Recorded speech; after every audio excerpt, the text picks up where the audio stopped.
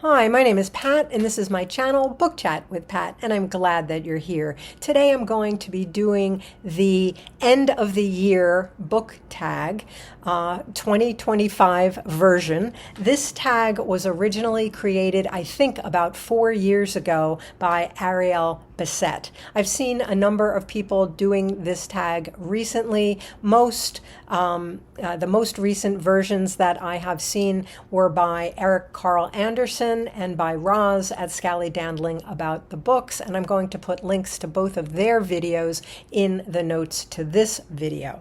These are just a few prompts to talk about what we're hoping to finish up before the end of the year and what we hope to be reading, what we're looking forward to reading in the new year. So the first question, are there any books you've started that you still need to finish? Yes, we're in the middle of a reading event where we're reading a couple of books by John Irving, and right now we're in the middle of The Cider House Rules, his 1985 novel. This is a reread for me, but we're reading and discussing this book throughout the month of November. So that is one that I need to complete rereading. I've also just started, and I will definitely finish this before the end of the year. This is Why Poetry Matters by Jay Perini, who is an English professor at my alma mater, and this is part of the Yale University Press series, Why X Matters, and this one is specifically about why poetry is so important and why it's so essential that we keep reading and talking about poetry. And then another book that I had started and then I didn't complete, but I want to get back to, and that is T. Kingfisher's Hemlock and Silver. And this is kind of a, for me, the T. Kingfisher fantasy books are more of a comfort read for me. Okay, number 2, do you have an autumnal book to transition to the end of the year? I don't exactly have an autumnal book, but I do have a series of anthologies that I'm going to be reading from for a reading event that will transition us from the fall into the winter. I just did an announcement video the other day on a reading event that I am co-hosting, and that's the Ghosts of Christmas Past, and so I have many anthologies of ghost stories that I'm going to be reading from during the month of December. One of these is Ghost Stories for Christmas, Volume 1.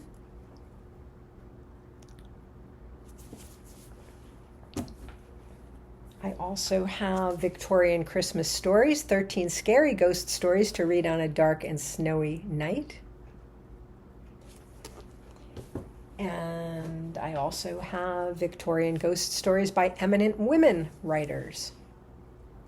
And these are, all of these, each one of these is just brimming with wonderful stories to choose from. So while I don't know that I would exactly call them autumnal, that will be my late autumn, early winter reading. Okay, number 3, is there a new release you're still waiting for? Yes, there is. Travis Baldrey's new novel is due to be coming out on Tuesday, November 11th, which is the day that this video should be posting, and that is Brigands and Bread Knives. And I pre-ordered this as soon as I heard about it, so I fully expect to have this in my hands maybe by the time you're seeing this video. The Travis Baldrey series, this is the third. These have just been really delightful before I go to sleep comfort reads for me. So I'm really looking forward to the new one. Number 4, what 3 books do you want to read before the end of the year? Well, my real life in-person book group is reading and we will be discussing Florence Knapp's novel, The Names. And we will be discussing this in the first week of December. So that's one that I will most definitely read and finish before the end of the year. And then I have also signed on to participate in a Dickens in December reading event, and the group read for that reading event is going to be Charles Dickens' The Pickwick Papers, the first published novel by Charles Dickens. And then I also hope to read during this whole season, and this will overlap with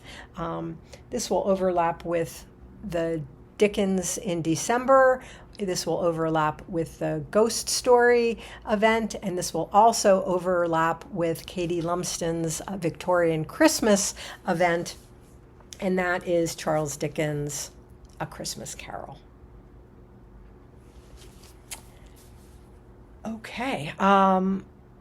Also, before the end of the year, again with the John Irving group, we will be reading in December his brand new novel, which was just published last week, and that is Queen Esther, which is actually a prequel to the Cider House Rules. So this is our December pick. So this is one that I will read also before the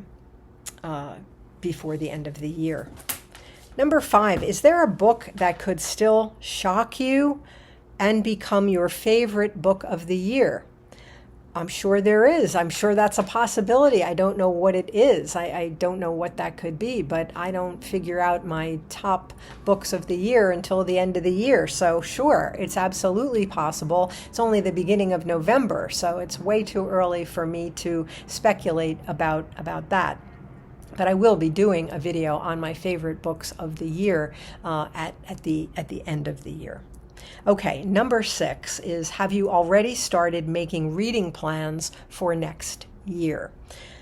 Well, yes, I have. I am going to do things a little bit differently in the new year, but I have already committed to a couple of buddy reads, and I do have a few things with some long-standing groups that I'm a part of that we're going to be reading as well. I am doing a buddy read in January with my friend Lecton at Reading from the Depths. We're going to read Joe Hill's King Sorrow. Now, Lecton has already listened to this book, and he has already read it, and he wants to reread it with me. So we're going to be reading it and discussing it in January. Additionally, our group that read all of the works of Claudia Pinheiro last year, the Pinheiro Project, we read all of the works of Claudia Pinheiro that are in translation. We didn't read all of her works. But in January, some of us in that group are going to be reading Melissa Lukashenko's Eden Glassy.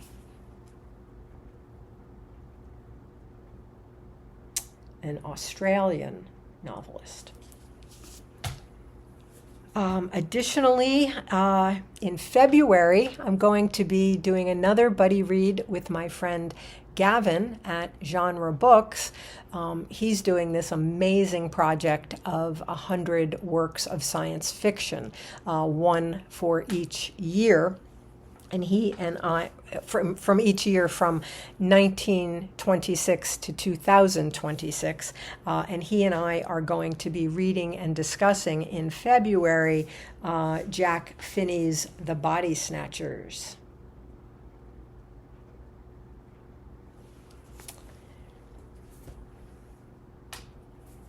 In March, my friend Alan at Big Hard Books and Classics and I are going to be doing an in-depth reading of the poetry of W.B. Yeats. And you can barely see that on here, but this is his collected poems. This is my text that I've had since I was in college. So we're going to be doing a deep dive into the poetry of W.B. Yeats in March. In April, Kelly at Books I'm Not Reading and I are going to be doing a buddy read of Willa Cather's novel, The Song of the Lark. We've both read quite a bit of Willa Cather, but we have not read this one. So we're going to do a buddy read of this in April. And then in June, Claudia Pinheiro has another one of her novels, Cathedrals. The English translation of that by Frances Riddle will be coming out in June, and so the Pinheiro Project will reconvene to read and discuss that novel in June. I think the book actually comes out on May 26th, so we're going to reconvene and read it and discuss it in the month of June. So, I mean, those are a few of my plans for the new year, a few things that I have already committed to. I know there will be several other things, but that's what I'm aware of at this point, late in 2025. That's the tag.